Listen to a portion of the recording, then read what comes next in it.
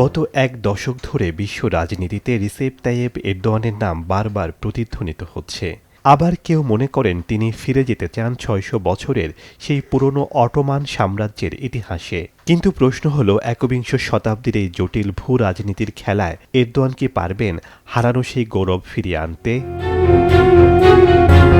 তুরস্ক এখন কেবল নিজের সীমানায় সীমাবদ্ধ নয়। সিরিয়া থেকে লিবিয়া, আজারবাইজান থেকে সোমালিয়া, সবখানে তুরস্কের সামরিক ও রাজনৈতিক প্রভাব বাড়ছে। অটোমানরা যেভাবে ৩টি মহাদেশ শাসন করত, এরদোয়ানও ঠিক সেই অঞ্চলগুলোতে তুরস্কের সফট পাওয়ার এবং হারানো প্রভাব পুনরুদ্ধারের চেষ্টা করছে বলে মনে করছেন বিশ্লেষকরা। এরদোয়ানের আত্মবিশ্বাসের মূলে রয়েছে তুরস্কের বিস্ময়কর প্রতিরক্ষা শিল্প। বর্তমানে তুরস্কের তৈরি ড্রোন ব্যবহার করছে বিশ্বের প্রায় ৩৬টি দেশ। পাশাপাশি যুদ্ধ বিমানও রপ্তানি করছে দেশটি।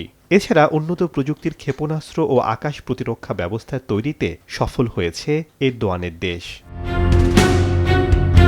সৌদি আরব, সংযুক্ত আরব আমিরাত এবং মিশরের মতো দেশগুলো তুরস্কের এই আধিপত্যকে সহজে মেনে নিতে নারাজ। আবার ন্যাটোর সদস্য হয়েও রাশিয়ার সাথে ঘনিষ্ঠতা রক্ষা এবং যুক্তরাষ্ট্রের সাথে বিভিন্ন বিষয়ে টানাপোড়েন এরদোয়ানের জন্য এক কঠিন কূটনৈতিক পরীক্ষা। বিশ্লেষকরা মনে করছেন, এ অবস্থায় তিনি হয়তো ১৯ শতকের মতো ভৌগোলিক সাম্রাজ্য গড়তে পারবেন না। তবে তুরস্ককে মুসলিম বিশ্বের শক্তিশালী কণ্ঠস্বর হিসেবে প্রতিষ্ঠিত করার চেষ্টা করতেই পারেন। শেখ সাদি মারজান, সময় সংবাদ।